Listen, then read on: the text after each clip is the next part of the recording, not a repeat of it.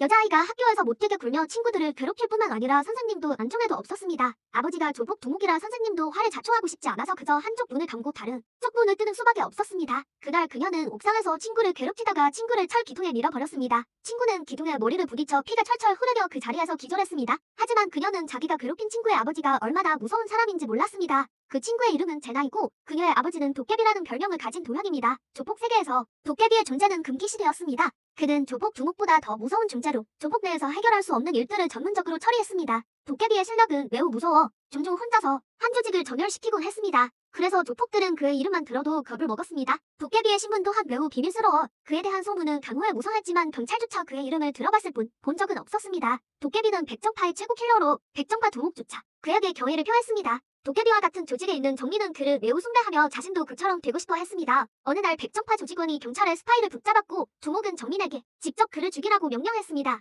하지만 경찰을 죽이는 것은 큰 죄이기에 정민은 차마 손을 쓰지 못했습니다. 두목은 화를 내며 그를 쓸모없는 놈이라고 욕했습니다. 바로 그때 도깨비가 재빨리 칼을 들어 상대를 즉시 처치했습니다. 이 장면은 정민을 매우 놀라게 했고 그는 마침내 자신과 도깨비의 차이가 얼마나 큰지 깨달았습니다. 도깨비는 냉혹하고 무정했지만 아내와 딸 앞에서는 항상 미소를 지었습니다. 하지만 그럴 때마다 아내는 항상 싫은 표정을 지었는데 남편의 손에는 늘 피가 묻어 있었기 때문입니다. 그녀는 평생의 공포 속에서 살고 싶지 않았습니다. 다음날 정민은 다시 두목을 찾아가 일자리를 소개해달라고 부탁했습니다. 그의 딸이 병원에 입원해 있어 치료비가 급하게 필요했기 때문입니다. 이때 두목도 닭을 죽여 원숭이를 격주려는 속셈이었습니다. 어쨌든 도깨비의 명성이 조짐대에서 너무 커서 그의 지위가 흔들리고 있었기 때문입니다. 그래서 그는 정민에게 사람을 죽이라고 시켰는데 그 사람은 바로 도깨비의 스승이었습니다. 딸을 위해 정민은 다른 선택의 여지가 없었지만 그는 도깨비에게도 이기지 못하는데 어떻게 도깨비의 스승을 이길 수 있겠습니까? 처음에는 정민이 비참하게 맞았고 모든 기술이 상대에게 맡겼습니다. 이렇게 약한 상대를 마주한 도깨비의 스승은 약간 경솔했습니다. 결과적으로 정민에게 반격의 기회를 잡혀 그 자리에서 죽임을 당했습니다.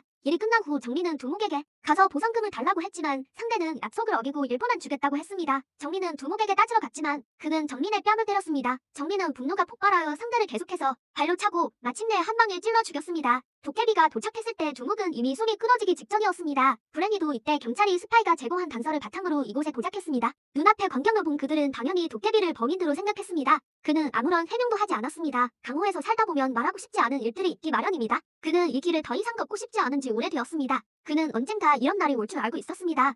도깨비는 감옥에 수감되어 8년형을 선고받았습니다. 2년 후 아내가 딸을 데리고 그를 찾아와 이별을 고했습니다. 그녀는 딸에게 살인자 아버지를 두고 싶지 않았기 때문입니다. 두목을 죽인 정민은 그 자리를 대신하여 새로운 조폭 두목이 되었습니다. 그는 부하들을 이끌고 곳곳에서 사람을 죽이고 영역을 빼앗았습니다. 세력은 끊임없이 커져 유명한 조폭 두목이 되었습니다. 눈 깜짝할 사이에 8년이 지나 조폭들의 이름만 들어도 겁먹게 했던 도깨비가 마침내 출소했습니다. 하지만 지금 그는 예전과 달랐습니다. 그는 그저 좋은 사람이 되어 평범한 삶을 살고 싶었습니다. 다만 매일 밤 아내와 딸을 그리워했기 때문에 그는 이전에 자신을 체포했던 최 반장을 찾아가 도움을 청했습니다. 하지만 최 반장은 도깨비 같은 사람이 정말로 결과천선할 수 있을지 믿지 않았습니다. 그래서 그는 서류 한 뭉치를 꺼내 경찰이 정민을 상대하는데 협조해달라고 부탁했지만 도깨비는 거절했습니다. 그러던 중 최 반장은 동료로부터 도깨비가 술 취한 사람에게 얼굴이 멍들도록 맞았다는 전화를 받았습니다. 그때서야 최 반장은 그가 정말로 변했다고 믿었습니다. 만약 이 일이 8년 전에 일어났다면 그 술 취한 사람은 분명히 8조각으로 잘렸을 것이기 때문입니다. 다음날 최 반장은 주도적으로 도깨비를 찾아가 그의 집 주소를 알려주었습니다.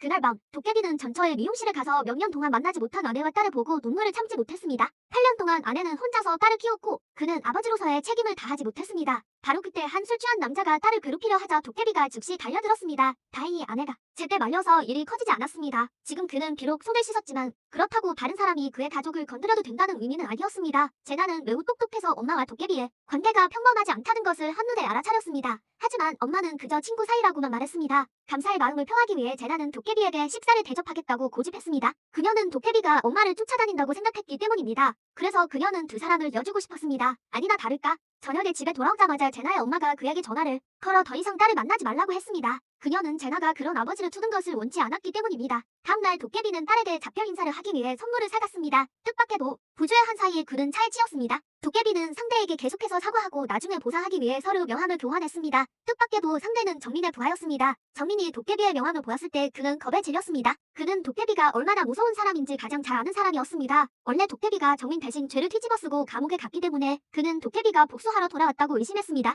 8년 전 그는 도깨비의 그림자 아래에서 살아야 했습니다. 8년 후 정민은 여전히 도깨비와 마주할 용기가 없었고 심지어 환각을 볼 정도로 두려워했습니다. 그래서 정민은 부하들에게 도깨비를 24시간 감시하라고 명령하고 도깨비가 정말로 손을 씻었는지 확인하려고 했습니다. 한편 제나 쪽에서는 엄마가 제나가 도깨비에게 받은 선물을 보고 즉시 분노를 터뜨렸습니다. 이것은 제나가 엄마와 처음으로 다툰 것이었습니다. 그녀는 엄마에게 어렸을 때 엄마 곁에 있어도 무섭고 불안했지만 도깨비 곁에 있을 때는 매우 안심이 된다고 말했습니다. 제나는 엄마가 왜 온갖 방법을 동원하여 자신을 막는지 이해할 수 없었습니다. 아마도 이것이 혈연의 유대감일 것입니다. 딸에게 아빠가 필요하다면 그녀도 받아들일 수 있었습니다. 저녁에 제나의 엄마가 도깨비를 찾아가 그의 머리를 잘라주었습니다.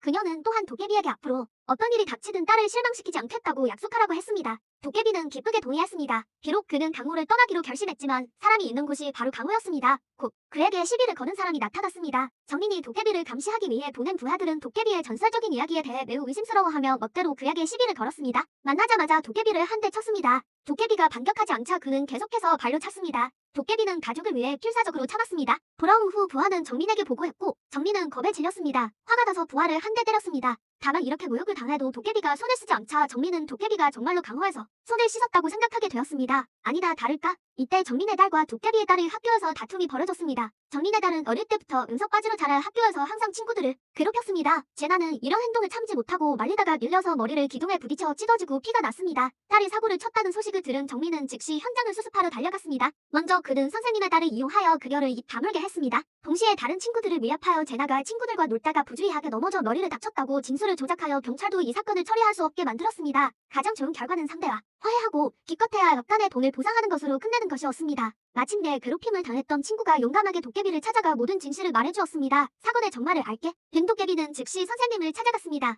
하지만 두려움 때문에 선생님은 회피하며 그 문제에 대해 말하지 않았습니다. 도깨비는 직접 정민의 딸에게 물어볼 수밖에 없었습니다. 그는 아기가 없었습니다. 아니다 다를까? 정민의 부하가 그것을 보고 한 방 날렸습니다. 곧 정민은 부하로부터 도깨비가 학교에 와서 그의 딸을 찾았다는 보고를 받았습니다. 이번에는 마침내 정민도 참지 못하고 도깨비와 정면으로 맞서기로 결심했습니다. 그는 부하들을 병원으로 보내 도깨비의 아내와 딸을 모두 납치하고 특별히 동영상을 찍어 도깨비에게 보여주었습니다. 가족은 그의 마지막 선이었고 누구도 건드릴 수 없었습니다. 그들을 위해 도깨비는 주저없이 무기를 들고 사람을 죽일 수 있었습니다. 이때 그 죽음의 신이 마침내 돌아왔습니다. 그의 눈빛은 날카로웠고 재빨리 사람들 속으로 뛰어들었습니다. 약한 녀석들은 그의 한 방도 견디지 못했습니다. 10초도 안 되어 독도 전체가 피바다가 되었고 그곳에 있던 사람들은 모두 그에게 죽임을 당했습니다. 소식을 들은 정민은 급히 제나를 다른 곳으로 데려가 도깨비의 분노를 맞이할 준비를 했습니다. 아니나 다를까 도깨비는 그의 아지트로 직접 쳐들어갔습니다. 몇 명의 경호원을 죽인 후 도깨비도 정민의 딸을 납치했습니다. 그리고 그는 정민에게 전화를 걸어 정민이 그의 딸을 해치면 정민의 딸도 살아남지 못할 것이라고 말했습니다.